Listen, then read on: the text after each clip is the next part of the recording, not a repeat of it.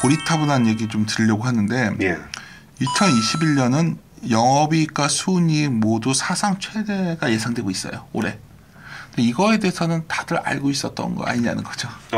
그쵸. 왜냐하면 주식시장은 이제 방향을 볼 때 이제 기저효과를 보는데 작년에 매우 안 좋았었기 때문에 작년 한국은 작년에 1분기가 어닝의 초점이었어요. 그러니까 1분기가 가장 모멘텀이 강하겠죠. 그렇죠. 수출 증가율로 보더라도 작년도 2분기, 작년 이 정도가 굉장히 좋았던 때예요. 그러니까 우리는 어쩌면 작년에 이걸 기점으로 일찍 돌아서가지고 계속 좋았던 거예요. 그러니까 전 세계에서 한국이 가장 증시가 좋았던 이유가 빨리 돌아섰기 때문이죠. 미국은 2분기가 어닝 저점이거든요. 그럼 미국은 2분기까지 더 달려갈 수 있는 여지가 있는 거죠. 그렇죠. 기저만 보더라도. 기저만 보면. 유럽은 더 뒤에요. 그러니까 이제 제가 고민이 뭐냐면 그리고 중국이 작년에 제일 좋았거든요. 그럼 다른 데이터로 좀 볼까요? 그러니까 작년에는 우리는 코로나 확진자 수도 되게 많지 않았고, 그렇죠.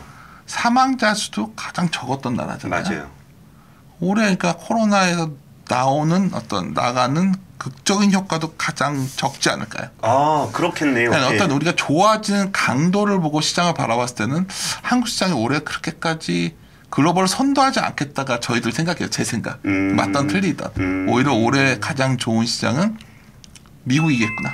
미국은 일단 누구보다 백신의 보급도도 높고. 그리고 뭐 그때 바이든 대통령이 직접 말을 했지만 7월 4일 정도면은 거의 집단 면역까지 갈 수 있다 얘기를 했었기 때문에 그러면 미국이 가장 좋아질 거예요. 근데 이건 다른 말로 하면 집단 면역 벗어나고 좋아지면 미국의 기업이익은 매우 좋고 경제가 제일 좋지 않을까요?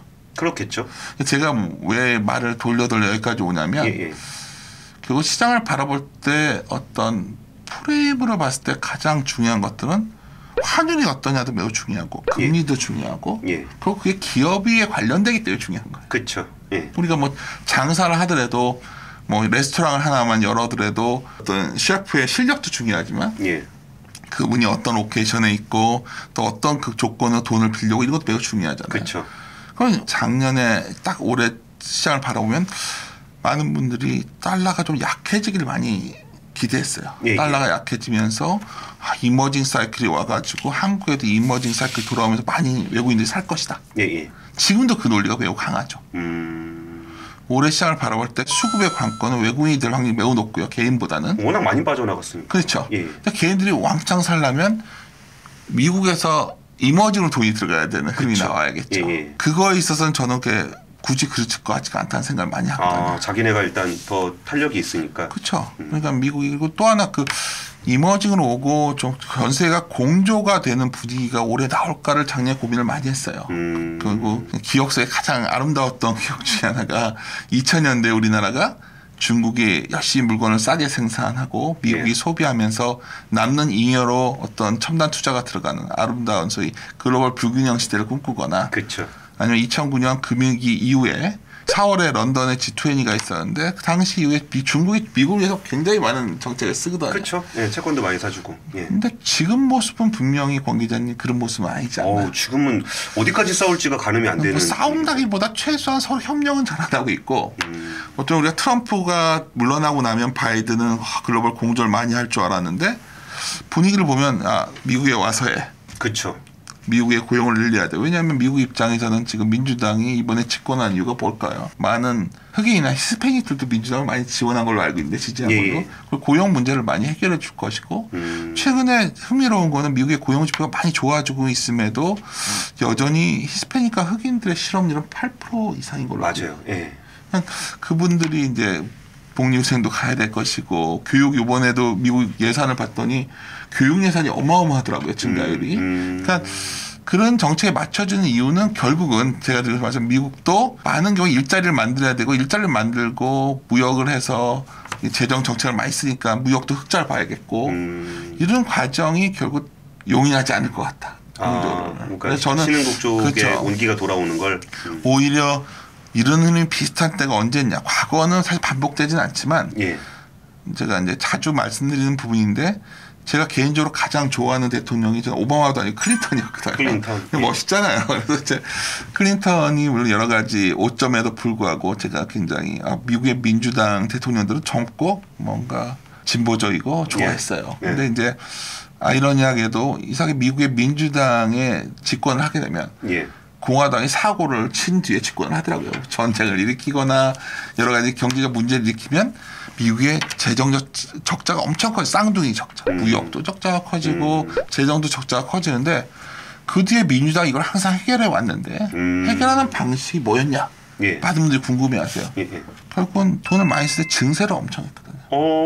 요새도 좀 증세 얘기를 하죠. 그러니까 예. 제가 드리고 말씀은 최근에 결국은 금리가 상세가 좀 주춤했던 거는 뭐 인프라 예산을 8년 나눠야 또 했고 예. 또 채권 발행 후에도 뭐 증세 논의가 빨리 시작되니까 뭐 금리가 좀 안정된 부분도 있지만 예. 분명한 거는 미국의 민주당에서는 나라에서 돈을 많이 쓸 것이고 그리고 세금을 많이 걷겠구나. 그러니까 제가 이제 갑자기 기업 이익침에서 만들면 전 세계적으로 이런 흐름이 나올 때는 결국은 우리가 이제 기업의 이익의 기대값을 보는 건데 예. 파이는 커지지만 기업이 가져가는 마진은 좀 줄어드는 형태가 되지 않을까. 이거 제가 편한 자리니까 편하게. 예. 혹시 그런 흐름들이 올해 어떤 시점부터 좀 가속화되지 않을까 하는 생각을 좀 많이 갖고 있었거든요. 그러니까 기업이 가져가는 파이가 줄어든다는 거는 어떤 것이 파이는 커지지만 예. 마진이 주는 거겠죠. 기업이 가져가는 돈은. 왜 그렇게 되는 거죠? 세금도 많이 내고 예. 또 예를 들어서 뭐 금리도 좀 올라갈 것 같고 또 하나 최근에 보면은 여러 가지 원자재 같은 게 올라가면서 많이 올라갔어요. 예. 저는 CPI를 얘기 많이 하시는데 미국의 PPI가 저번 주에 나왔는데 4.2던데요. 그러니까 그런 코스트들이 올라가는 형태가 나왔을 때 기업의 기대값이 어떨까 하는 생각? 그러니까 저는 작년에는 말하다가 여기까지 생각이 왔는데 예. 작년에는 그러니까 돈을 풀고 막 이렇게 하니까 이게 기대값이 올라갈 거야. 미래를 베팅하기가 좋았죠. 예. 올해는 이제 뒤에 그런 모습이 보이니까 올라가면 좀 막힐 줄 알았는데 굉장히 굳건해요. 저도 요즘 고민이 우리가 잘못 본 것이 아닐까? 그냥 이 기업 이익이 상당히 좋아지면서 치고 나가는 거 아니야? 이런 생각을 좀 하는데 일부 또 저희 생각뿐만 아니라 최근 골드만삭스에서 나온 걸 보니까 21년 EPS 성장이 한 70%가 나오더라고요. 컨설팅 60%대 초반인데 그러니까 아시아에서 탑이에요. 이익 성장률이 70%? 네, 우리나라가 EPS 성장률이. 그다음에 22년이 25% 제가 적어왔는데 그렇게 되면 이제 돼도 17년 이익에서 크게 차이는 없어요. 그래요? 2020년. 근데 21년 걸도 감안하면 좀 여백 위가 열리는 거죠. 그러니까 사람들은 내년에 이익이 좋아지는 것까지 땡겨서 좀 보려는 그런 기대값들이 현재 시장에 반영되고 있어요. 그래서 그런 것들 주된 종목들을 보면 많은 분들이 반도체 했던 거예요. 권 기자님 흥미로웠던 게 반도체 시장이 잘 나왔죠. 잘 나왔죠. 생각보다 잘 나왔죠. 근데 원래 우리 1월 초에 다 10만 전자 얘기하지 않았었나요? 맞아요. 11만 전자, 12만 전자 얘기해요. 시장이 잘 나와도 왜 8만 원대 아직 있는 것 같아요. 예. 그러니까 시장이 메인 어떤 이익이 좋아지는 쪽으로 강하게 끌어올리지 못하고 있다는 거죠. IT에서. 그래서 사람들이 이 생각을 하는 거예요. 그래 자동차는 싸지 않아? 그런 생각이 들던 거죠. 현대차는 이렇게 좀 싼 편이니까. 이제 컨택트의 시대로 가니까 저 같은 사람 뭐 의류주도 사고 뭐 운송주도 사고 어떤 분들은 그러니까 이게 굉장히 분산돼 가지고 지금 너도 나도 좀 올라오고 있는 상황이에요. 좋게 보면 정말 경기가 좋아지는 쪽으로 가서 다 같이 레벨업되는 장으로 가는 건지 어쩌면 좀 엎치락뒤치락 하면서 다시 또 박스권 상단을 만들러 가는 건지 이게 저도 되게 궁금하고 그러니까 저는 이게 진짜 궁금한 게 글로벌 금융위기 이후에 반등을 한 다음에 그때 뭐 저점에서 올라올 때도 이게 반등 언젠가는 올라가겠지라고 생각을 하면서 차트를 이렇게 보면은 거의 2007년부터 한 2015년 16년까지 2007년 고점 잡으신 분은 그 상태 그대로 10년 동안 갔어요. 그렇죠. 근데 또 종목별로만 많이 오른 것도 있고 더 심하게 오면 지금도 굉장히 회복 못한 종목들이 많죠. 그러니까 이게 아무거나 한다고 되는 장은 분명히 아닌데 작년에 올라오는 장이니까 너도 나도 같이 올라온 거지만 그럼 이 장에서는 되게 어려워지는데 아까 말씀하신 거 보면 이제 성장에 따라서 전체적인 성장은 좀 날 건데 기업이 가져가는 포션이 조금 적어졌을 때 그리고 이게 외국인 자금도 미국의 성장이 더 된다고 보면은 신흥국인 우리나라 쪽은 좀 덜 들어올 것 같고 들쑥날쑥한다는 얘기가 좀 어떤 식으로 해석을 해야 되는지 건지 잘 모르겠어요. 저도 오늘 이제 어디서부터 말을 막 흥설수설 해가지고 정신이 없는데 예. 제 스스로도 요즘 이런 장을 굉장히 혼란스러워하는 사람들이 많을 것 같아요. 예. 예를 들어서 며칠 전에 코스닥이 1000이 넘어갈 때는 또 안을 우리가 그걸 분해해서 보면 최근 이런 주식의 코스피 코스닥보다 장외시장 그리고 또 많은 분들이 비트코인 얘기하지 않습니까? 예. 가상화폐 시장 굉장히 뜨겁거든요. 요새 코스피 거래량보다 더 많더라고요. 그렇죠. 예. 그러니까 그러다 보니까 코스닥이 올라왔을 때도 다들 코스닥을 많이 구성하는 게 바이오와 IT이기 때문에 그것만 좋아진 줄 알고 그냥 가만 알 봤더니 벤처 기업들이나 VC 기업들이라던가 또 정치에 들어왔으니까 온갖 정치 테마들도 움직이고 그러니까 이런 것들만 있는 게 아니에요. 사실 또 저희 같은 주식의 가치를 찾는 사람 입장에서는 예. 아 이런 정도 가치가 있는 주식이야 해놓고 보고 있으면 이게 어느 날 보면 꽤 많이 올라가 있는 거예요. 그러니까 굳이 우리가 스타일로 나눈다면은 제가 이제 데이터로는 제가 PTN이 있는데 성장주보다 중소형 가치가 훨씬 많이 올랐어요. 아 그래요? 그럼요. 근데 그냥 최근 들어서 많은 분들이 소리 소문 없이 올라온 기업들이 매우 많습니다. 그리고 막 어떤 무형자산 관련된 기업들 카카오와 이런 것들도 다들 좋아하지만 예. 전혀 엉뚱한 어떤 컨택트 관련주들도 굉장히 많이 올라온 것들이 혹시 좀 업종의 예를 좀 들어주실 수 있나요? 해운주 같은 것들도 업종이 다 컨솔리데이션 됐잖아요. 그러니까 뭐 재편됐잖아요. 예. 그런 기업들 별로 보면 좋아지는 것들이 많이 나오죠. 해운은 정말 드라마틱하게 올랐죠. 그런 예. 거만 있는 게 아니라 시멘트 주식들도 그렇고. 아 시멘트. 그렇죠. 작년에는 우리가 so비를 보면 다들 TV도 바꾸고 또 그쵸. 답답하니까 예. 컴퓨터도 사고 뭐 스타일러도 사고 그러니까 LG전자랑 IT가 좋았는데 예. 요즘 우리 여의도의 핫플레이스인 더현대를 가보면 예. 옷가게들도 상당히 매출이 올라오는 걸로 알고 있고 글로벌하게 보더라도 저 럭셔리라든가 어떤 의류업도 굉장히 좋아지고 있고요. 뭐 이게 좀 지나면 어떨까? 지금 여기서 기회를 찾는다면 정말 어차피 사망자 수는 줄고 있으니까 우리가 언젠가 백신들 맞지 않을까요? 뭐 그쵸. 차차 유행이긴 얘기를 하지만 그렇게 됐을 때 뭐가 좋아질까가 오히려 장기 투자하면 그걸 보시는 분들이 늘어나고 있는 것 같고 저만 그런 게 아니라 미리들 투자하시는 분들 늘고 있고 근데 중요한 거는 정작 작년서부터 제가 통계를 내보니까 정확히 최근 업데이트는 아닌데 개인들이 한 84조 샀는데 예. 3천 이상에서 한 40%를 샀더라고요. 근데 그 구성종목을 봤더니 제일 많이 산 종목들이 삼성전자 뭐 그런 IT들 예. 배터리 회사들이었더라고요. 예. 아 이런 이야기도 그 종목들은 다 부진하고 있다는 거예요. 맞아요. 예. 정작 지수가 어디 가든 중요한 게 아니라 최근에 굉장히 종목이 확산되면서 뜨거운 종목장이 연출되었음에도 불구하고 예. 권 기자님 말도 보니까 분위기가 안 좋다는 거는 예. 시장이 여전히 어느 곳에 다 몰려 있는 거겠죠. 이상하게 몰려 있는 것들은 잘 안 되더라고요. 물론 제 말이 틀리고 좀 이따 외국인들이 삼성전자를 막 사주면서 지수가 위를 뚫을 때는 전자가 뚫고 가겠지만 예. 그 좋은 실적에 불구하고도 왜 시장을 주도해왔던 반도체 주식이 저러고 있을까? 최근에 저는 제일 궁금해하는 부분이에요. 근데 이제 제가 팁을 드리자면 그래서 저와 저희 주위에 있는 클라이언트들은 이런 얘기를 많이 해요. 29일 날 전자가 컨콜을 한단 말이에요. 컨콜을 하면 잠정 실적 나올 때는 부문별 실적이 안 나오는데 확정 실적이 나올 때는 부문별 실적을 공개하면서 이후에 컨퍼런스 콜을 하죠. 예. 컨퍼런스 콜에서 여러 가지 이후의 어떤 우리가 궁금해하는 것들을 얘기를 해줄 것 같아요. 예. 그게 계기가 될까? 이런 생각도 좀 하고 있어요. 4월 달에 그래서 그쪽에서 뭐 위를 열어주고 5월 달에 가면 공매도가 풀리면 외국인들이 뭐 그때 들어올 수도 있겠다 생각은 하지만 그리고 근데 또 이런 생각도 들다가 예. 또 우리가 증시에 있는 그냥 오래된 어너멀리 현상 어떤 칼렌더 데이적 현상 중에 하나 세린 메이라는 게 있지 않습니까? 뭐 미국이 실적 시즌이 2분기가 고점일 확률이 높고 예를 들어서 우리나라도요. 제가 화학업체들 최근에 탐방 갔다 온 결과를 제가 보고를 받아보면 예. 2분기가 피가 오신 것 같거든요. 스프레드 같은 것들. 아 그래요? 예. 그러니까 지금은 약간 뭔가 생산에 차질이 있다 보니까 이게 뭔가 가격들이 많이 올라요. 쇼티지로 올라온 거거든요. 예. 그러니까 디맨드가 엄청 강하다기보다는 그런 것들이 약간 해소되는 타임 같아서. 제가 잠깐 설명을 드리면은 수요가 되게 많아서 가격이 올라가는 게 있고 공급이 부족해서 올라가는 게 있는데 사실 그 작년 코로나를 경험하면서 사실 투자들이 좀 부진했던 부분도 있고 공장 가동을 좀 줄여놓은 것도 있고 그러다 보니까 수요가 많다기보다 공급이 잘 안 되는 쇼티지가 발생하면서 가격이 좀 오르는 측면이 있으니 이런 부분들은 사실 공급이 어느 정도 정상화가 되고 나면은 그 가격의 인상폭이 좀 줄어드는 그 스프레드가 좁아지는 그런 국면으로 가게 되죠. 야 이렇게 설명을 해드려야 되는데 이런 게 제가 좀 모자른 것 같아요. 아니에요. 공 기자님은 제가 항상 방송을 들으면 정말 설명을 잘 해주시더라고. 근데 그래서 그런 것들도 좀 한번 저는 올해 체크를 해보고 싶었어요. 그래서 그런 게 제가 생각했던 어떤 우리가 어떤 일을 할 때 미리미리 어떤 위크 포인트를 찾아가지고 체크해보는 습관이 저희들은 아무래도 해설자다 보니까 있고요. 예.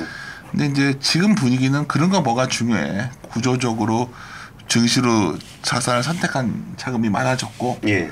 그죠. 그 뭐라 그러죠? 그 금융의 이동, 자산 대이동 뭐 이런 식으로 표현을 많이 하죠. 예. 그렇죠. 그래서 이제 뭐 그런 게 중요치 않다면 제가 좀 옛날 방식을 고집하는 걸 수도 있다는 점도 감안하셨으면 좋겠어요. 근데 이제 가끔 제가 이제 경험이라는 게 결국 답은 못 주지만 이번에 경험 사례로서 오판했던 경험이 있을 거 아닙니까? 예를 들어서 잊지 못하는 경험 중에 하나가 90년도에 바이코리아 펀드 열풍부터 이익치 회장 나올 때가 4개월 동안 10조 들어왔었거든요. 그때 제가 그때 잊지 못해요. 그때 현대증권에 제 친구가 있었는데 정말 이익치에 바이코리아가 몰려들더라고요. 바이코리아가 뭐 샀다 하면 난리가 나는데 그때 내가 물론 그러니까 똑같진 않지만 마크 트웨인이 역사는 반복되지 않는데 좀 라임이 있다고 했는데 어떤 개인 투자 자금들이 어떤 열풍이 불 때는 그때도 있었고 또 권 기자님이랑 전화 아주 또 뚜렷하게 기억나는 게 아까 2000년대 얘기를 했었는데 우리 조선주와 소위 그 열풍을 불러왔던 M 자산의 펀드가 있었고. 네, 뭐 미래셋. 그쵸. 그때도 미래에셋이 뭐 산다고 공시만 하면 소문만 나면 그냥 다 주가가 올라갔었죠. 그때는 근데 그분들을 욕할 수가 없는 게요. 돈이 너무 밀려드니까 싫어해요. 그러니까 아침에 바스켓으로 자기 포트를 복사해서 바스켓으로 주문을 때려 넣어요. 예. 그대로 다 사는 거예요. 상한가로 가는 거였어요. 그러니까 뭐 그때는 참 옛날에 좀 갑자기 기억이 새록새록하네요. 뭐 그런 시절도 있었고 9년, 10년, 11년 보시면은 지금은 유명무실해진 자문사들 열풍도 있었고. 근데 레버카운트 열풍, 자문사 열풍이 있었죠. 제가 그런 과정을 겪으면서 내렸던 결론은 아까 말했지만 그런 수급은 파도일 뿐이라는 거죠. 결국 이 파도를 지속시키는 거는 바람인데 이게 그 영화 뭐죠? 관상 영화의 마지막 장면에 그 장면이 너무 멋있어가지고 파도를 맞는 건 바람이다. 근데 바람이 결국 실적의 기대값의 방향인데 제가 이제 우리가 말을 왔다 갔다 하면서도 계속 가는 거는 작년 실적 기대값의 바람의 방향이 너무나 뚜렷하고 강풍이었는데 올해는 어떤 시점을 지나가면 이 강도가 좀 약해지지 않을까 생각도 좀 저는 갖고 있어요. 바람이 계속 순풍에 돛달듯이 어떤 방향으로 계속 갈지 잠깐 뭐 해용 들어가 있을지 그걸 잘 모르겠어요 지금. 왜 그 말씀을 드리냐면 제가 요즘 우리나라는 기업이익이라는 걸 말씀드렸잖아요. 근데 우리나라 기업이익이 늘어나면 매출이 늘어야 되거든요. 우리나라는 다른 말로 하면 수출이 늘면 매출이 늘어서 기업이익이 늘고 기업이익이 늘면은 주가 상승 압력이 생긴다. 그쵸. 이게 아주 단순한 상식일 것 같아요. 그렇죠. 근데 이제 우리가 수출이 잘 되려면 가장 중요한 것도 아까 글로벌 교역이 늘어나야 되는데 그건 내가 잘 모르겠고. 그리고 근데 두 번째로 중요한 거는 결국은 기업 이익이 방향을 했을 때 과거의 수출 증가율을 보면서 좀 모멘텀을 봐야 되는데 2018년인가 할 때 그때 5월인가가 우리나라가 월간 수출 최대치가 있었어요. 그걸 이후에 매달 나온다고 반영을 해도 이거는 데이터상으로 기저 YOY이기 때문에 5월이면 꺾입니다. 수출 증가율 한국은. 월간 사상 최대치가 매달 나와도 꺾입니다. 왜냐면 뭐 작년에 기저가 너무 우리가 굳거나 강했던 해가 올해니까. 근데 어떤 분은 뭐 기저일 뿐이야 빼고 생각할 수 있으면 이상해요. 나중에 그래프 보면 이상 그거 쫓아가요. 그래서 그러니까 기저 효과라는 말이 뭐 작년에 못해서 아니면 작년에 잘해서 뭐 이렇게 작년에 못했으면 올해 잘한 것도 아니지만 숫자가 높아라고 생각할 수 있는데 나중에 또 시계열을 길게 보면은 기저가 크게 영향을 또 안 줘요. 그러니까 여기서 기자님이랑 얘기가 또 생각이 나는데 요즘 연준에서 맨날 하는 얘기가 올해 인플레이션은 그냥 기저효과야. 그냥 왜 이게 뭐냐면 작년 유가가 마이너스까지도 왔었잖아요. 그렇죠. 그거 지나고 나면 이제 유가 좀 물가가 안정될 거야. 근데 반대로 뭐 생각보다 지금이 아닌 미국도 경기도 나아졌고, 그러니까 돈이 많이 풀려 있고. 그렇죠. 이 상황이라면 혹시 물가가 오히려 한 올해 2분기 이후부터 어느 정도 레벨을 유지하면 되게 머리 아파지지 않을까요? 그렇죠. 뭐 그런 시나리오도 있을 수 있다는 거죠. 그러니까 제가 드리고 싶은 말씀은 그래서 전 올 여름까지는 좀 지켜보자는 입장이었는데 제가 이걸 너무나 좀 조심스럽게 접근했나? 최근의 분위기는 그냥 뭐 일단 3,500, 4,000 다 다시 가는 분위기를 얘기를 하고 있는데 저희들은 여전히 박스권에 머무를 확률이 높다. 그래서 그냥 종목별로 좀 싸져 있는 것들 여전히 매매해야 되고 그러다 보니까 최근에 코스닥이라든가 중소형 가치주가 좀 강했던 것이 아니냐 뭐 이런 분석을 하고 있는 중입니다. 그러니까 저런 거죠. 이렇게 기업의 실적이 결국 주가인데 네. 뭐 위로 가든 아래로 가든 뭐 이런저런 것들을 감안했을 때 큰 폭으로 늘어날 것이라는 게 명확하진 않은 상황이고 네. 그렇다면 이제 박스권으로 봐야 되는 건데 이거를 또 이제 유동성으로 이걸 또 밀어버릴 수 있는 상황도 연출이 될 수가 있으니 네. 그런 것들도 고민을 하면서 같이 봐야 되고 네. 그리고서 그러면 이걸 통으로 보기보다는 개별 종목별로 그렇죠. 자신 없으니까 시장을 잘 안 보려고 하는 거죠.